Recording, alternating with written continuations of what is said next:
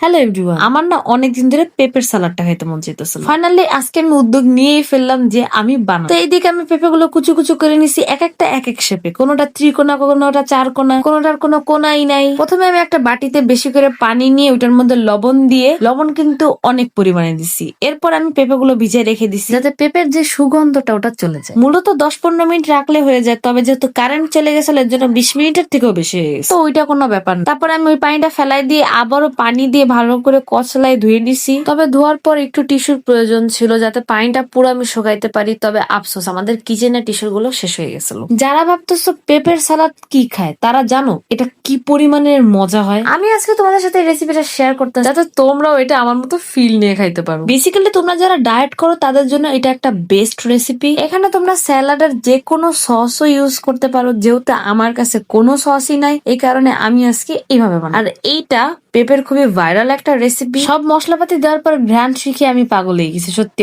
অনেক সুন্দর একটা স্মেল আসতেছিল। এদিকে তোমাদের বেশি মরিচ দেওয়ার প্রয়োজন নাই, তাহলে কিন্তু গলা জ্বলবে। আমি মাত্র একটাই কাঁচা মরিচ নিই। এই ক্ষেত্রে না এটার মধ্যে তোমরা চিলি ফ্লেক্সও ইউজ করতে পারো। আমি না বেমালুম ভুললেই গেছি একদম। এই রেসিপির মূল উপকরণ হচ্ছে টক দইটা। এটা কিন্তু কোনো জমানো দই না, এটা হচ্ছে যেই টক দইটা আর কি তোমরা বিরিয়ানিতে বা গরুর গোশ রান্নার ক্ষেত্রে ইউজ করে থাকো, ওইটাই, মানে পাতলাটা। এটা আমার কাছে ঘনটা ছিল না, তো সেটাই এই ছোট্ট গ্লাসের 1 গ্লাস আমি নিছিলাম। আমি ভাবছিলাম এতটুকু পুরাই লাগবে, পরবর্তীতে দেখি না পুরাটা লাগে না, আমি অল্প অল্প দিয়ে জাস্ট মিক্স করি। ও এখানে আমি কি কি দিছিলাম তোমাদের সেটা বলতে তো আমি ভুলে গেছি। আমি চাট মশলা, গোলমরিচ, ধনিয়া গুঁড়া, সামান্য লবণ, ওই একটা কাঁচামরিচ আর এই টক দইটা। তোমাদের কাছে যদি ভাজা জিরা অ্যাভেলেবেল থাকে তাহলে তোমরা দিতে পারো, আমাদের বাসায় ছিল না সেই মুহূর্তের জন্য আমি দিতে পারি না। নেক্সট পার্টটাই তোমাদের সাথে আমি শেয়ার করবো আসলে এই পেঁপের সালাডটা কেমন লাগলো আর আমি এটা কিভাবে খাইলাম, কি দিয়ে খাইলাম। তো নেক্সট পার্টটা লাগলে অবশ্যই কমেন্ট বক্সে জানাও। আর আজকের জন্য টাটা।